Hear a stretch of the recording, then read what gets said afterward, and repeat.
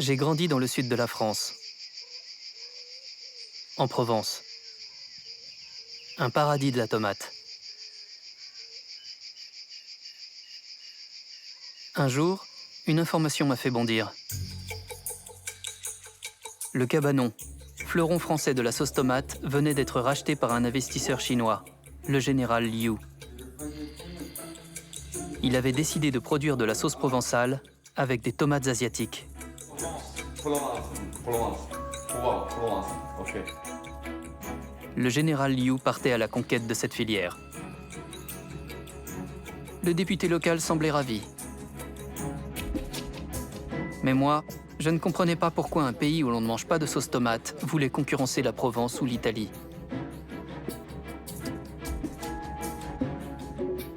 Pendant 2 ans, j'ai mis ma vie entre parenthèses pour comprendre comment ce produit s'est imposé à toute l'humanité. J'ai découvert une tomate spéciale, différente de celle de nos salades. Une tomate que vous ne voyez jamais ronde et entière dans vos assiettes. Une tomate inventée par des généticiens pour répondre aux besoins de l'industrie agroalimentaire. Ces tomates sont des fruits très fermes. Vous pouvez les faire tomber, elles n'éclatent pas.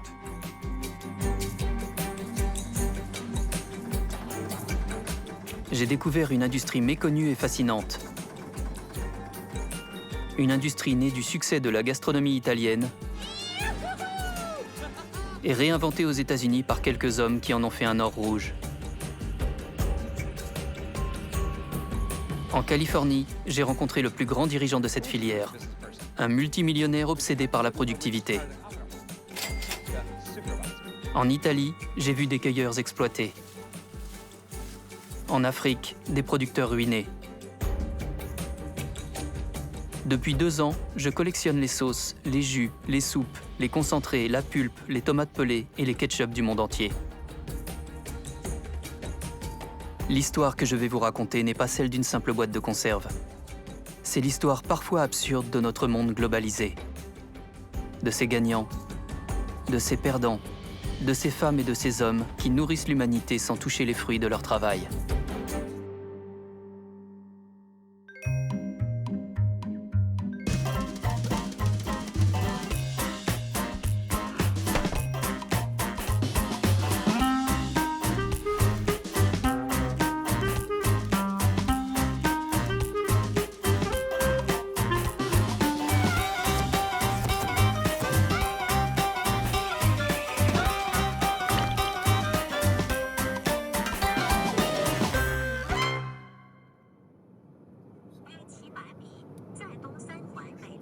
Pour découvrir comment les Chinois produisent leurs tomates, j'ai dû faire un long voyage.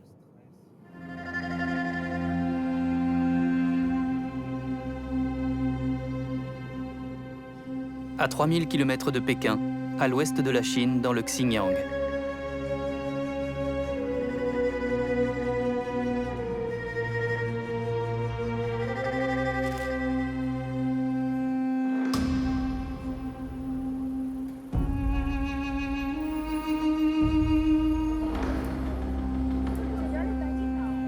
Longtemps inaccessible aux étrangers, sous contrôle militaire, la région a été annexée par la Chine en 1949.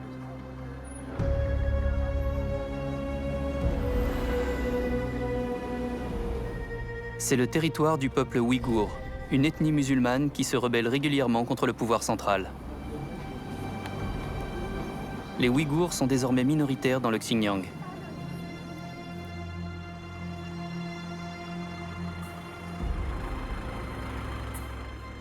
Cette région est aujourd'hui peuplée de millions de Han, l'ethnie majoritaire en Chine, et de migrants venus des autres régions.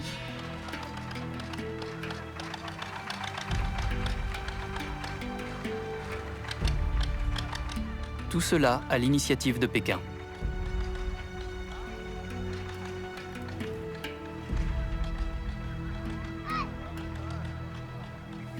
Ici, un tiers des récoltes se fait encore à la main, comme en Occident il y a 50 ans.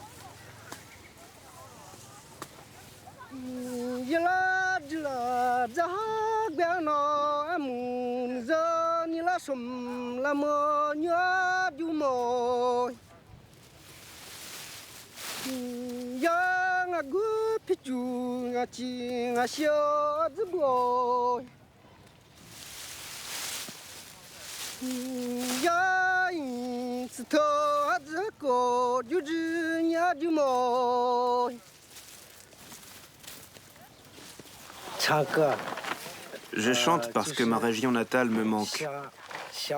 Mes parents me manquent. Ma femme et moi, on travaille loin de notre région natale. Ma région natale, c'est l'endroit le plus pauvre. Là-bas, c'est pas marrant. C'est pas facile de travailler.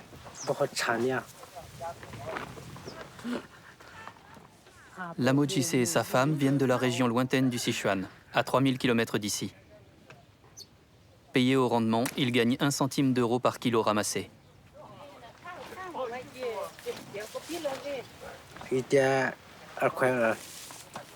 Ensemble, ma femme et moi, on ramasse 160-170 sacs par jour. On est payé 29 centimes d'euros par sac. À deux, on gagne parfois 50 euros par jour. Des fois 40 euros. D'autres fois 25 euros. Le rendement de la tomate varie selon les champs.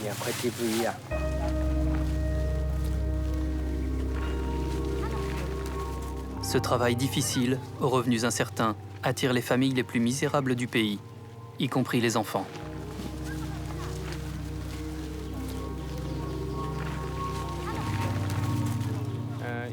Il y a des enfants qui travaillent avec leurs parents dans ce champ. Ce n'est pas quelque chose d'éthique. Ce n'est pas respectueux des règles pour nous, le peuple des Han. Mais pour eux, c'est aussi parce qu'ils n'ont pas le choix. Parce que parmi eux, il y en a beaucoup qui viennent du fin fond de la montagne. La Chine est encore en plein développement.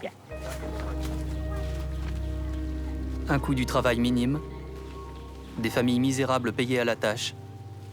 Je comprenais mieux pourquoi la tomate chinoise remplaçait la tomate provençale. Et le travailleur chinois, celui d'Europe.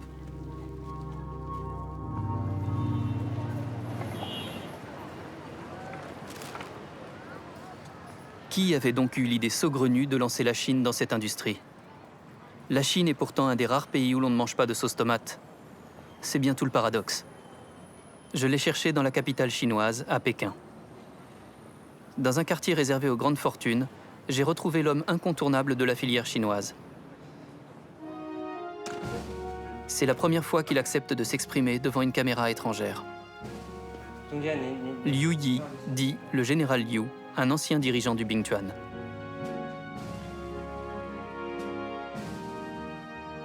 Comme l'explique cette vidéo officielle, le Bingtuan est une organisation militaro-industrielle fondée en 1954 sur ordre de Mao et composée d'anciens soldats de l'armée.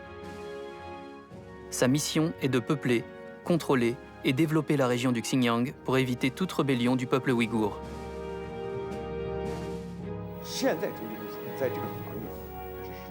En vérité, le général Liu n'a jamais dirigé d'unité combattante.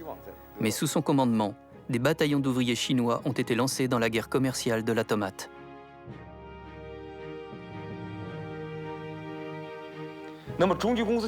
J'ai eu une intuition. Après avoir fait une étude de marché sur l'industrie mondiale de la tomate, j'ai fait une proposition. Que la Chine devienne une base de production importante dans le monde. Le Bingtuan possède de vastes territoires. Voilà comment, au début des années 2000, l'armée chinoise s'est retrouvée à la tête d'un groupe de sauce tomate, le groupe Chalkis. Une fierté pour les Chinois. 它是一股来自中国西部的红色旋风，它引领着数十万兵团职工走向富裕，它承载着兵团农业产业化跨越式发展的光荣和梦想。红色重机向世界展示着。En 2000, Chalkis a été coté en bourse. Juste après, nous avons changé de stratégie pour nous concentrer sur le développement de l'industrie de la tomate. Avant, nous avions d'autres activités, par exemple l'immobilier, la fabrication de meubles, le fourrage, l'élevage. Nous avons arrêté toutes ces activités pour développer l'industrie de la tomate à partir de l'an 2000.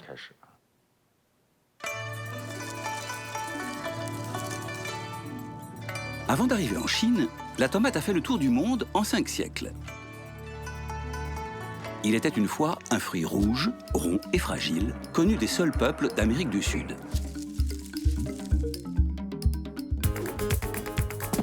Rapporté en Europe, on le plante dans le potager des rois d'Espagne, dans le royaume de Naples et même sur les bords de la Tamise. Sa couleur rouge fascine les botanistes. Mais on craint que la tomate ne soit toxique. Au XIXe siècle, les industriels italiens l'adoptent et la mettent à toutes les sauces. Mais la tomate est toujours aussi fragile. Au XXe siècle, des généticiens inventent de nouvelles variétés qui ne s'écrasent pas avant d'arriver en usine. C'est cette nouvelle tomate qui, aujourd'hui, est récoltée partout sur la planète. Des champs, j'ai suivi les camions de tomates jusqu'aux usines. Aujourd'hui, la Chine est devenue numéro 2 mondial de l'industrie rouge avec le groupe Cofco-Tunier, une entreprise d'État, un géant de l'agroalimentaire. L'assistant du directeur de cette usine, l'une des plus grandes du pays, me l'a fait visiter. Chaque jour, 5000 tonnes de tomates fraîches sont livrées ici. Déchargées à grands coups de jet d'eau, elles sont envoyées vers les entrailles de l'usine.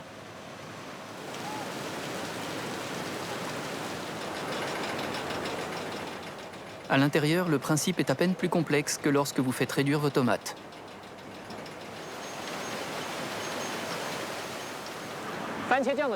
Fondamentalement, la production de la sauce tomate est un processus physique. Nous enlevons la peau et les graines pour obtenir la pulpe et le jus dont nous avons besoin. Et puis nous enlevons l'eau par évaporation pour en faire du concentré. Dans ces cuves, les tomates sont stérilisées et transformées en concentré. L'or rouge de cette industrie. Il faut 6 kg de tomates pour fabriquer un seul kilo de cette pâte. Je venais de comprendre d'où venait ma sauce favorite.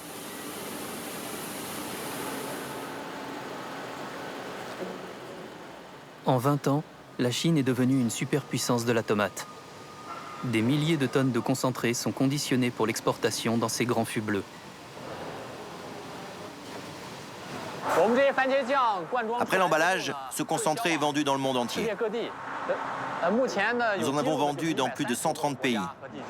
Par exemple, en Europe, il y a les Pays-Bas, le Royaume-Uni, la Russie. En Asie, il y a le Japon, la Malaisie, l'Indonésie. Il y a également l'Australie. Donc, notre sauce tomate est un produit vendu partout dans le monde.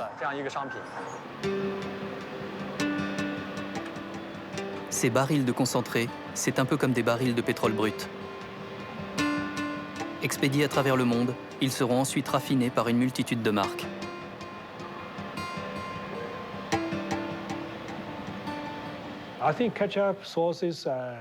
Le ketchup, les sauces, beaucoup des produits que vous consommez en Europe contiennent des ingrédients issus de cette usine, de nos champs. Nous vendons beaucoup au Royaume-Uni, en Allemagne et en Europe de l'Est, bien sûr. Toutes les marques internationales nous font confiance. Heinz, Unilever, McCormick, Nestlé, etc. Tous ces grands noms nous achètent du concentré de tomate.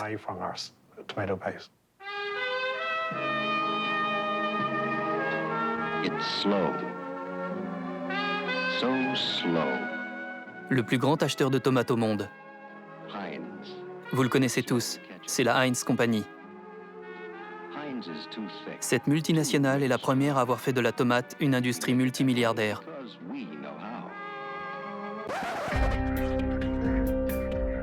Chaque année, Heinz vend 650 millions de bouteilles de ketchup dans plus de 140 pays.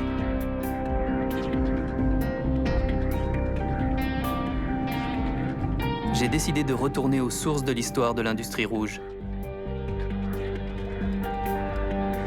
Direction la côte est des États-Unis.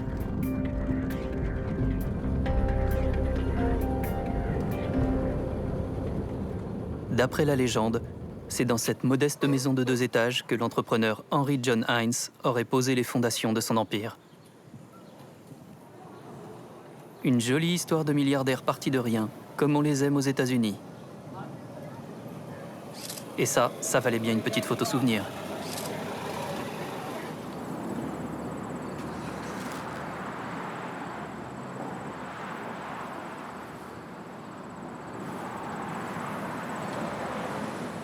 Comment Heinz est-il devenu le numéro 1 mondial du ketchup il y a presque 150 ans? Ce que vous allez découvrir n'est pas écrit dans les manuels d'histoire.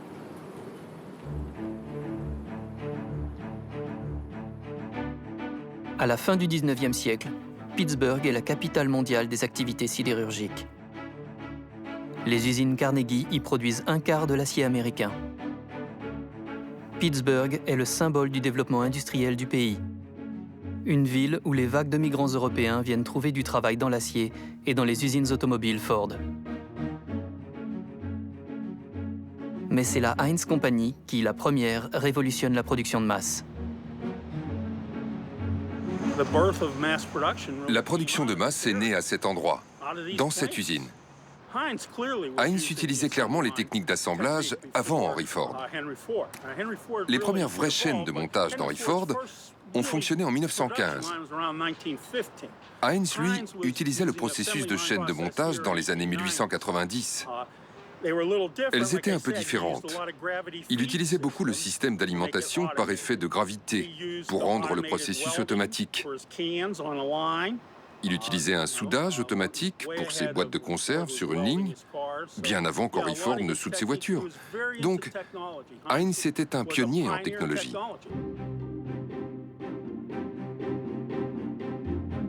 Contrairement à l'idée reçue, la bouteille de ketchup a donc précédé la voiture dans le recours au travail à la chaîne.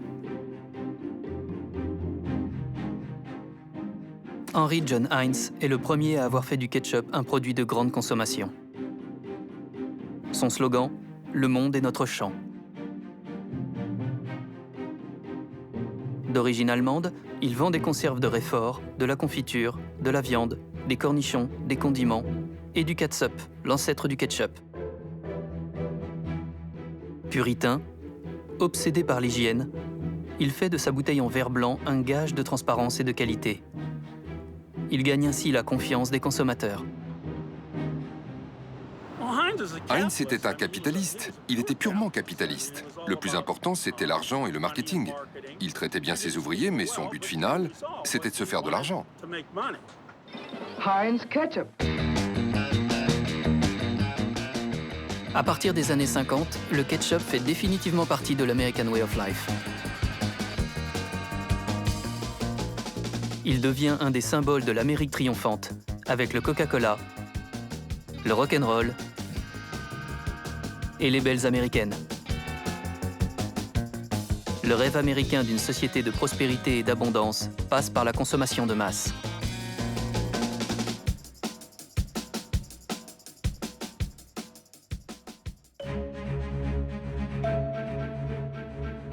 Aujourd'hui, l'industrie fournit l'essentiel de notre alimentation. L'agrobusiness génère un chiffre d'affaires mondial annuel de 4 000 milliards de dollars. Un secteur que convoitent les milliardaires. En 2013, la Heinz Company a été rachetée 23 milliards de dollars par Warren Buffett, deuxième homme le plus riche du monde. C'était la plus importante opération de reprise de l'histoire de l'industrie agroalimentaire.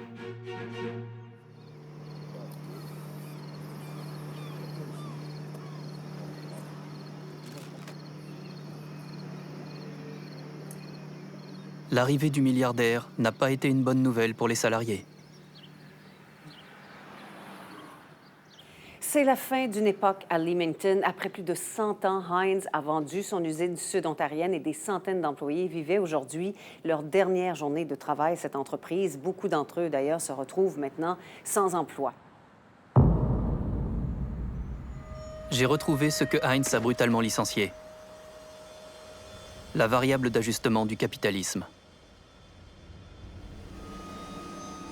Dans cette ville de 28 000 habitants, près de 1000 salariés ont perdu leur emploi lorsque le géant du ketchup a décidé de fermer sa plus grande usine d'Amérique du Nord. Un an plus tard, la moitié d'entre eux étaient sans emploi.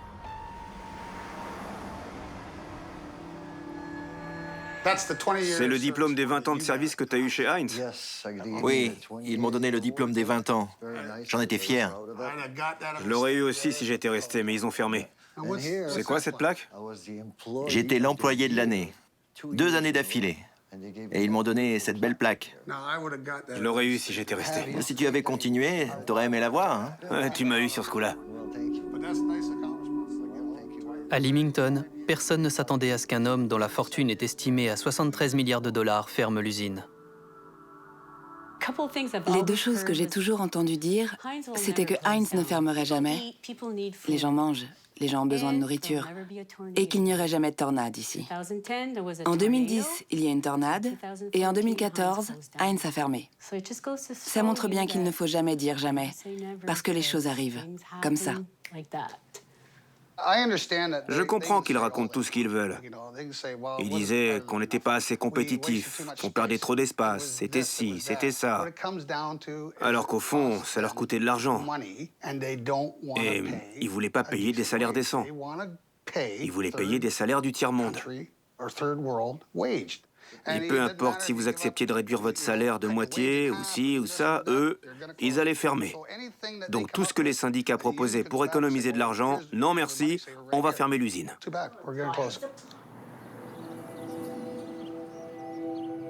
L'usine produisait du jus de tomate et du ketchup 100% canadien. Cela peut surprendre, mais au sud du Canada, le climat est idéal pour cultiver la tomate. Cette culture faisait même vivre une quarantaine de producteurs locaux. Depuis 1909, la capitale canadienne de la tomate s'est développée au rythme de l'entreprise Heinz. Toutes les familles de la ville lui ont fourni de la main-d'œuvre pendant 4 générations.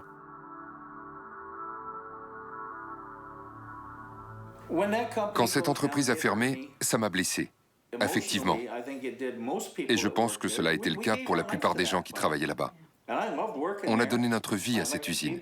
J'aimais travailler là-bas. J'aimais les gens avec qui je travaillais.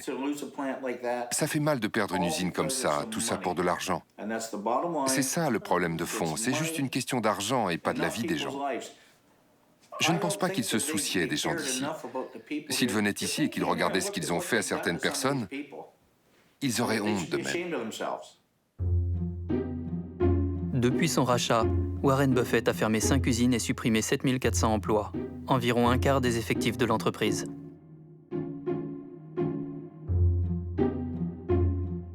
Si les usines ferment partout dans le monde, beaucoup d'autres ouvrent en Chine.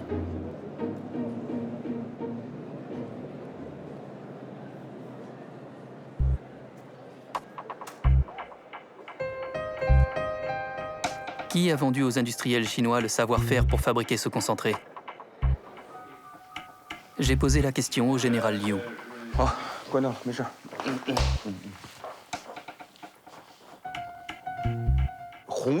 Dans l'industrie rouge de la sauce tomate, l'Italie a joué le rôle de Marco Polo. En fait, les premiers équipements, ce sont eux qui les ont offerts à la Chine.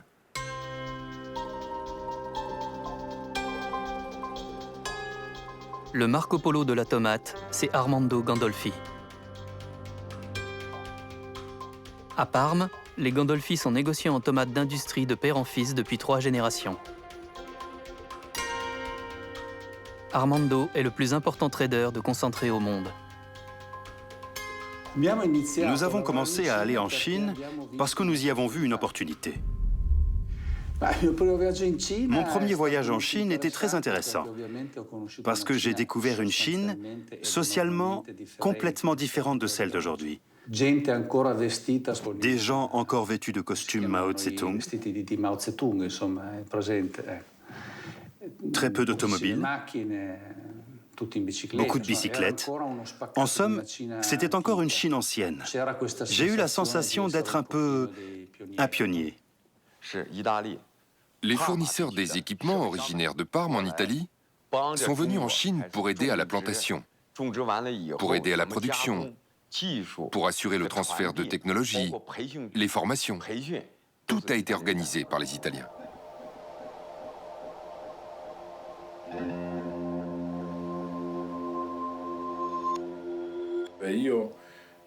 Moi, je te donne les machines pour faire la production. Toi, tu fais ta production, et quand tu as fait ta production, tu me la donnes pour que je puisse la vendre et récupérer l'argent des machines que je t'ai données. C'était le système utilisé dans le passé. Oui, je sais que ça s'est fait.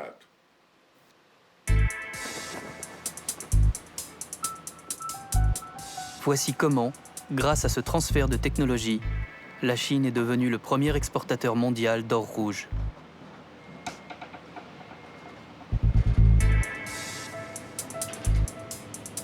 Dans ces fûts, près de 1 million de tonnes de concentré quittent le port de Tianjin chaque année.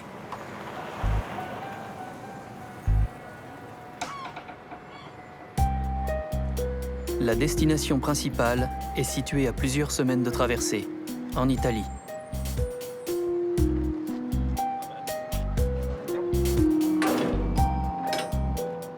« 1000 tonnes de concentré chinois sont déchargées chaque semaine à Salerne. Le concentré chinois est ensuite reconditionné par l'industrie italienne. La recette est simple. Prenez du concentré chinois, diluez-le dans un peu d'eau, ajoutez une pincée de sel et le tour est joué. Ces conserves sont exportées en Afrique, au Moyen-Orient et en Europe. Voilà comment vous mangez parfois de la tomate chinoise en croyant acheter le soleil de l'Italie.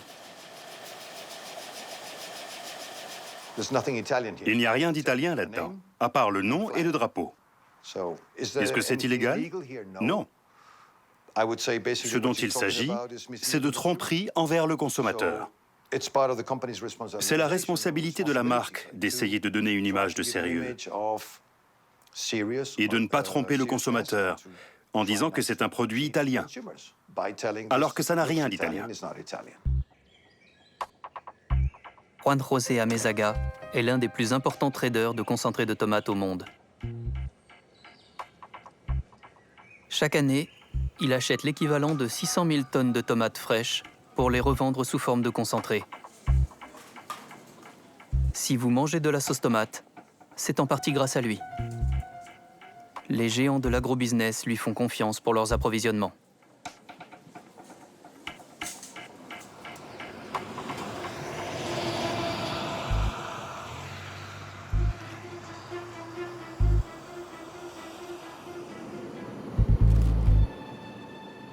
Dans la tomate, un trader ne reste pas dans les salles de marché. Juan José Amezaga n'hésite pas à parcourir la planète pour acheter les plus belles récoltes. Si les Italiens se fournissent en Chine, lui préfère la Californie.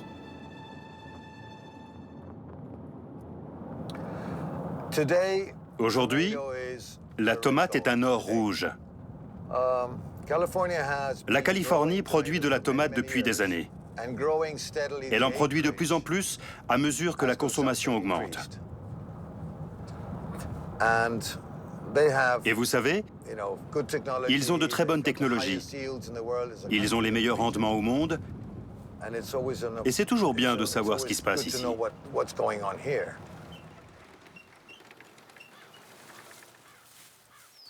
Me voici au cœur des plus grands champs de tomates du monde. Du sol, on n'en voit pas la fin. Ici, c'est un peu la Silicon Valley de la tomate. La Californie produit 1/3 de toute la sauce consommée dans le monde. Dans ces champs, il n'y a plus un seul cueilleur. Ce sont des machines qui font les récoltes.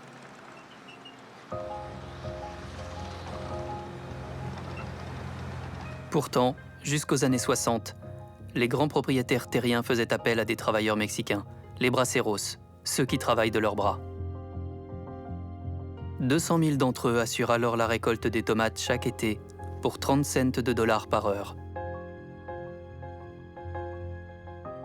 À cette époque, César Chavez, ouvrier agricole et leader charismatique, revendique avec son syndicat de meilleures conditions de travail.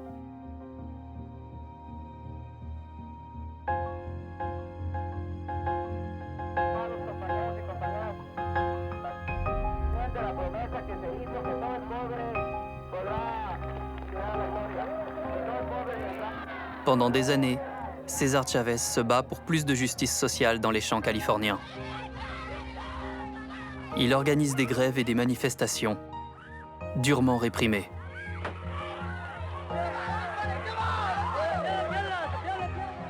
Son cri de ralliement, Si se puede, sera repris par Barack Obama lors de sa campagne de 2008 avec son fameux Yes We Can.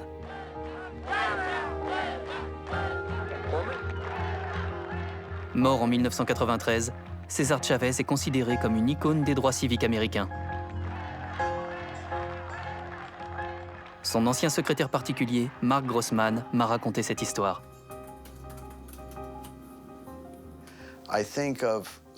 Je pense à certaines paroles que César Chavez a prononcées dans la fin des années 70. Le capital et la main-d'œuvre produisent ensemble les fruits de ce pays. Mais ce qui compte vraiment, c'est la main-d'œuvre. Ces êtres humains sacrifient leur jeunesse, s'engourdissent l'esprit et se torturent le corps pour fabriquer la plus grande richesse agricole que le monde ait jamais connue. Et pourtant, ces mêmes hommes, femmes et enfants n'ont souvent pas assez de nourriture pour se nourrir eux-mêmes. Il appelait ça l'une des tragiques ironies de notre temps. En 1964, César Chavez obtient du gouvernement la fin du programme Bracero. Les propriétaires terriens ne peuvent plus exploiter cette main-d'œuvre bon marché.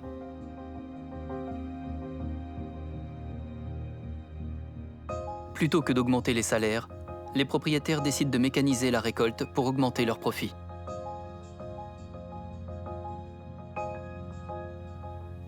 « 50 000 travailleurs agricoles étaient employés dans l'industrie des conserves de tomates dans les années précédant les recherches en mécanisation, les 2 générations de récolteuses de tomates d'industrie. Et ce qui s'est passé, c'est que, en à peine une décennie, la main-d'œuvre a été décimée. Ces personnes ont perdu leur emploi et leurs moyens de subsistance. Ce fut une éradication soudaine et dramatique de la vie de gens qui dépendaient, depuis des générations pour beaucoup d'entre eux, de l'industrie de la tomate.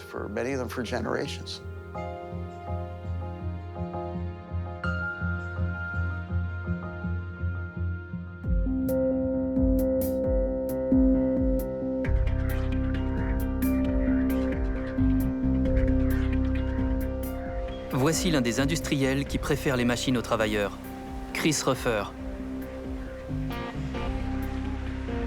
Ce Steve Jobs de la tomate est le patron de la Morningstar, le numéro 1 mondial de la filière. À lui seul, il produit presque autant que la Chine. Cet entrepreneur applique méthodiquement ses idées libertariennes, un mélange d'anarchisme et d'ultralibéralisme.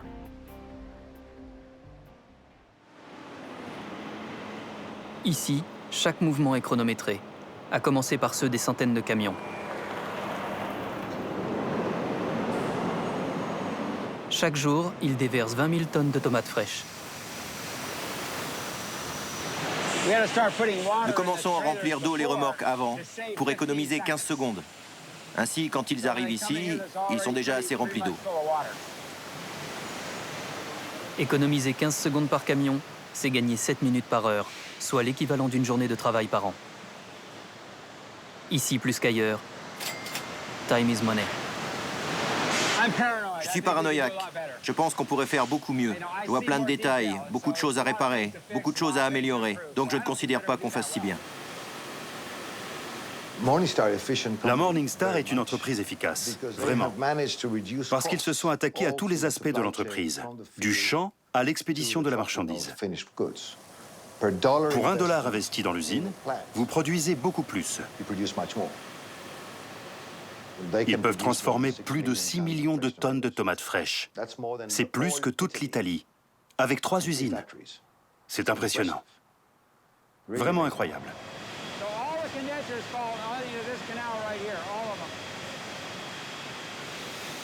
Chaque heure, Chris Ruffer fait transformer 1 350 000 kilos de tomates en concentré, sous le contrôle de 2 employés seulement. Comment ça se passe? Dans cette usine automatisée à l'extrême, beaucoup de cadres ou d'ouvriers ont été éliminés, remplacés par des ordinateurs. Ces 2 filles en contrat de saison, elles contrôlent toute l'usine. Si elles ont un problème, elles appellent Jimmy. Ce sont presque les directrices de l'usine. La plus grande usine du monde tourne avec seulement 70 ouvriers par rotation. Chris Ruffer aime les paraboles. Pour lui, le libéralisme se joue en 5-7. Et tant pis pour les perdants. Si vous jouez au tennis avec quelqu'un, vous êtes là pour améliorer votre jeu. La compétition vous permet d'améliorer votre jeu. Et si vous améliorez votre jeu, vous prenez plus de plaisir. Le système concurrentiel vise à obtenir de chacun de meilleures idées, de meilleurs processus pour se développer. Et faire gentiment comprendre à ceux qui ne sont pas aussi performants que peut-être ils devraient faire autre chose. Peut-être qu'ils ne devraient pas jouer au tennis, mais plutôt pratiquer le golf ou la natation. Appliqué au marché du travail, sa leçon fait froid dans le dos. Depuis 50 ans, les grandes entreprises augmentent leurs profits en mécanisant la production et en diminuant la part des salaires. Partout, les machines remplacent les hommes. Licencier plus pour gagner plus. C'est la combinaison gagnante des entreprises. Et plus les patrons investissent dans la technologie, plus les volumes de production augmentent. L'offre stimule la demande. Jamais les rayons n'ont été autant fournis. Jamais l'humanité n'a englouti autant de tomates. Mais combien de temps pourra durer un système qui concentre toujours plus de richesses dans les mains de grandes entreprises en détruisant toujours plus d'emplois ?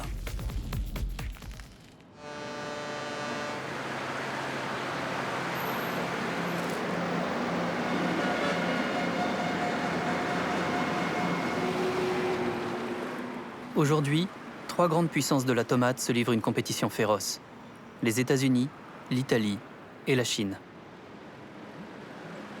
Dans la guerre de l'or rouge, tous les coups sont permis, même les moins éthiques. C'est ce que j'ai découvert ici, à la Jintu-di, un des plus gros exportateurs chinois de produits à base de tomates.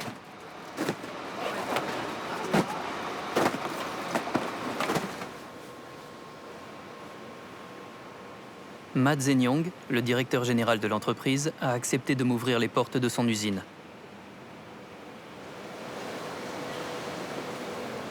Comme tout bon chef d'entreprise, il commence par une petite visite guidée de sa chaîne de production. Jusqu'ici, tout paraît normal.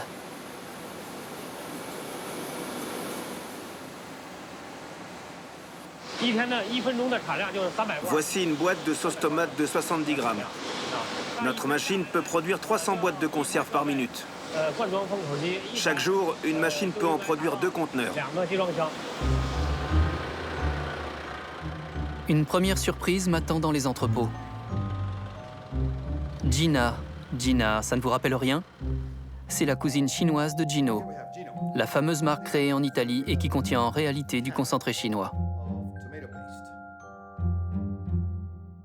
Pour concurrencer leurs anciens partenaires qui cachaient du concentré chinois dans des boîtes italiennes, les Chinois camouflent à leur tour leurs tomates dans des boîtes aux couleurs de l'Italie. À la fin, tout le monde mange chinois.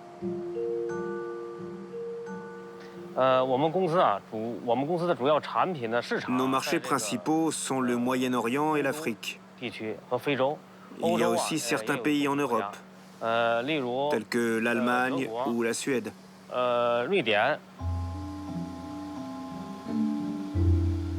Dans cette guerre commerciale contre l'Italie, l'usine a une arme secrète que le directeur a oublié de me montrer. Un ingrédient miracle. Une substance blanche ajoutée à la sauce tomate en grande quantité. Cette substance n'apparaît pas sur l'étiquette.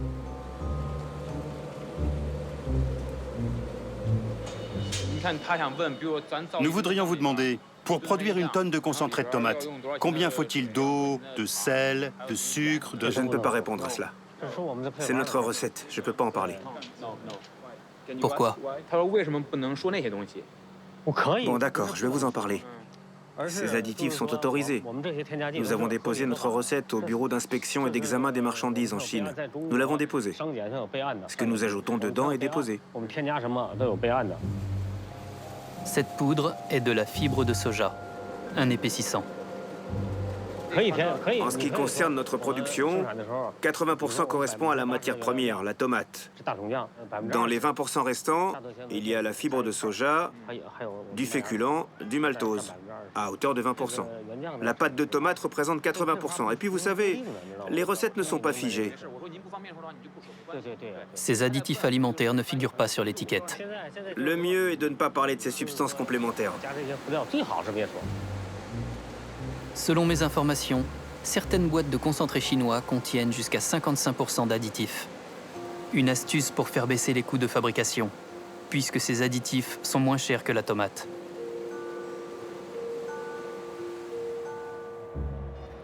Cette pratique à la moralité discutable n'empêche pas l'entreprise d'obtenir toutes les certifications nécessaires pour l'exportation. Toute la chaîne de production et de distribution est complice de cette fraude. Seul le consommateur est dupe, ce que dénonce le trader Juan José Amezaga. Une chose que je dois dire, c'est que les Chinois le disent à leurs distributeurs. Si on met ça et ça, tel est le prix. Si on ne met pas ça, c'est un autre prix. Normalement, c'est plus cher quand c'est du concentré de tomate pure. Ils ajoutent 20% de fibres, 3% de colorant ou de je ne sais quoi, et c'est un autre prix. Le distributeur le sait. Il est au courant. Ça n'apparaît pas sur l'étiquette, mais l'acheteur le sait. Les entreprises qui achètent des milliers de tonnes de concentré chinois en boîte de conserve, sous leur propre marque, savent que le produit contient ces choses. Mais ça n'est pas déclaré.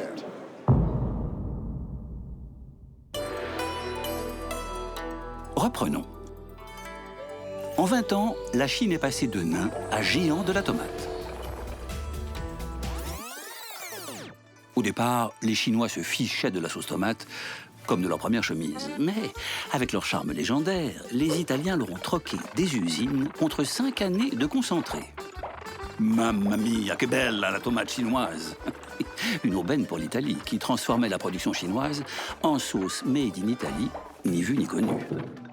Mais depuis, les Chinois ont décidé de doubler les Italiens avec des sauces made in China. Le champ de bataille de ce duel de l'or rouge, l'Afrique, là où l'on consomme le plus de concentré par habitant.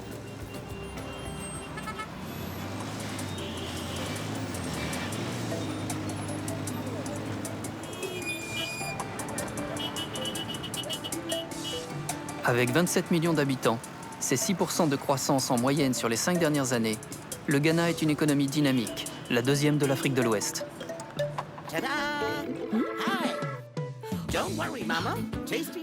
La mondialisation change les habitudes alimentaires.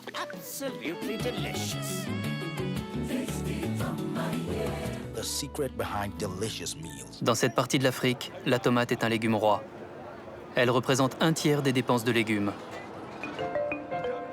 À Aditwe, dans le centre du Ghana, je fais la connaissance de paysans concurrencés par les importations de concentré. Mais le marché de la tomate locale s'effondre au profit des sauces en provenance de Chine et d'Italie. Les importations ont été multipliées par 30 en 15 ans. Tout ce qu'on voit, c'est des boîtes chinoises. Maintenant, tout vient de Chine. Ils ont conquis le monde entier. Les conquérants de ce nouveau marché? Ils me reçoivent à 12 000 km de Pékin, dans leur résidence sécurisée. Devinez qui je retrouve.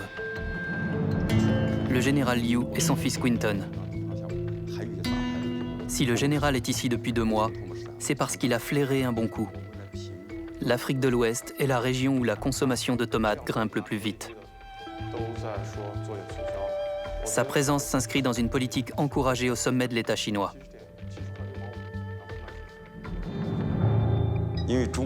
En effet, aujourd'hui en Chine, le président Xi Jinping a lancé la proposition de nouvelle route de la soie. En fait, le Xinjiang est au début de la nouvelle route de la soie. Le Ghana en est la fin.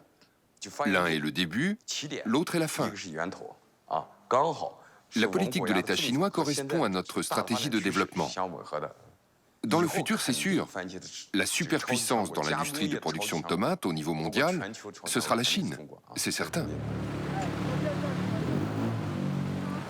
Ce discours offensif traduit aussi une réalité. Le continent africain est en passe de devenir le prochain grand marché de consommation dans le monde.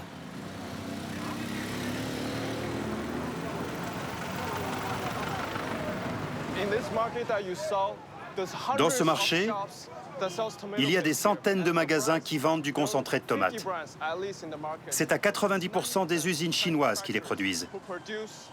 Et il y a au moins 50 marques chinoises sur ce marché, parce qu'elles ont investi tellement dans les machines qu'elles ont besoin de débouchés. Donc, elles produisent pour n'importe qui, que ce soit pour des marques distributeurs ou pour leurs propres marques, vendues sur le marché africain. Les producteurs chinois doivent trouver un moyen d'écouler leur excédent de production. Le vent de l'économie ne cesse de tourner. Au Ghana, j'arrive en pleine mutation industrielle. La Chine délocalise à son tour une partie de sa production, là où le travail est moins cher. Sur des chaînes de fabrication importées de leur pays, les Liu fabriquent leurs produits finis à partir de concentrés chinois. Ils en ont trop mis? Tu dois leur apprendre comment le faire. Mais tu ne peux pas le faire à leur place. Tu comprends? La seule chose que nous devons faire nous-mêmes, ce sont ces putains d'ingrédients. C'est tout ce que nous devons faire. Pour tout le reste, il ne faut absolument pas le faire nous-mêmes. Les ouvriers ghanéens sont payés 4 fois moins que les salariés chinois. 100 € par mois. Cette année, en Chine, l'économie globale ne va pas très bien. On voit beaucoup d'usines fermées, aller en Asie du Sud-Est, au Vietnam, en Indonésie, en Malaisie, ces régions-là. On voit, particulièrement dans le secteur de la tomate, beaucoup d'usines partir dans les pays africains.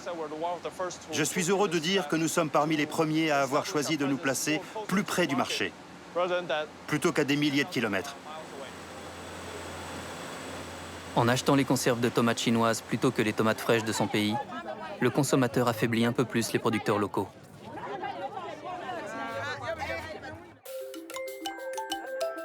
Depuis l'indépendance, des milliers de paysans ghanéens cultivaient la tomate, une activité qui offrait un avenir à des familles entières.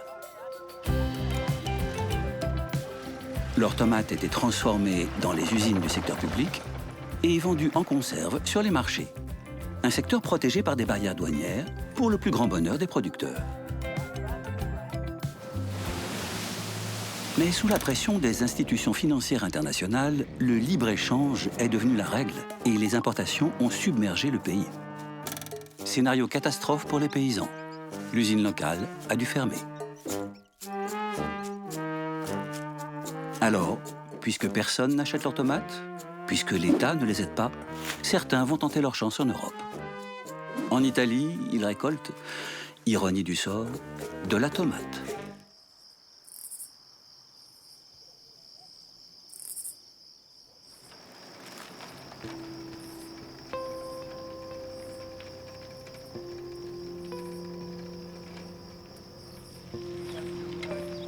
Dès 5 heures du matin, des centaines d'hommes se dirigent vers les champs.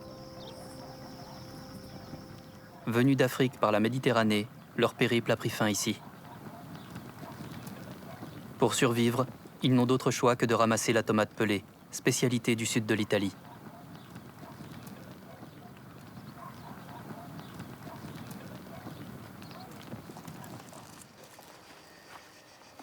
En 2011, Moussa Siliman et Mohamed Souleyman ont parcouru 3500 km à la recherche d'une vie meilleure qu'au Soudan. Pendant plusieurs années, ils ont vécu un calvaire. Je suis parti de Libye avec d'autres migrants. On a débarqué d'abord en Sicile et il y a eu le problème du travail. On ne peut faire que ce travail, c'est tout. Sans légalité, sans contrat, toujours au noir. Dans les Pouilles, 30 000 migrants travaillent aux récoltes, sur des centaines de parcelles, trop petites pour être mécanisées. Ils viennent d'Afrique, mais aussi d'Inde, de Roumanie ou de Bulgarie. Ils sont payés 20 € en moyenne pour 10 heures de travail sous un soleil de plomb. Quand je suis au supermarché et que je regarde une bouteille de sauce tomate, les gens qui achètent une boîte ou une bouteille ne savent pas que derrière cette boîte, derrière cette bouteille, il y a une histoire d'esclavage. Ici, on meurt pour une récolte.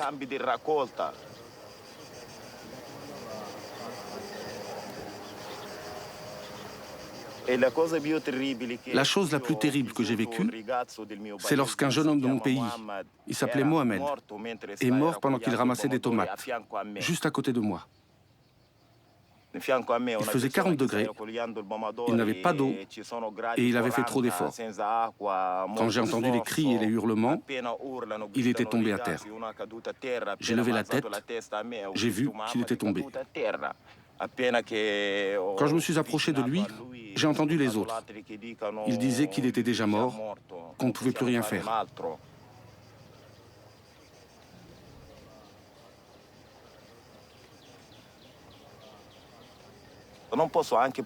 Dans un champ, on ne peut même pas faire venir une ambulance. On n'a pas ce droit. Les droits, c'est pour les autres. Mais pour nous, ça n'existe pas.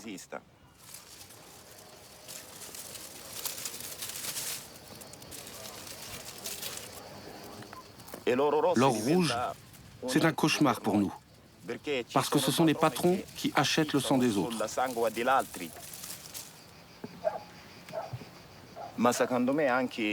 Selon moi, du marché international de la tomate jusqu'aux entreprises agricoles, en passant par le patron qui gère son business et l'État, ils sont tous coupables de laisser des gens travailler sans aucun droit, comme des esclaves, sans aucun droit humain.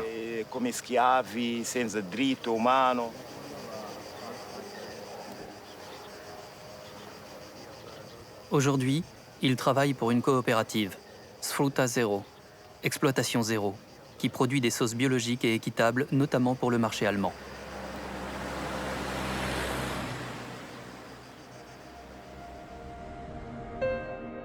La sauce tomate n'aura plus jamais la même saveur pour moi.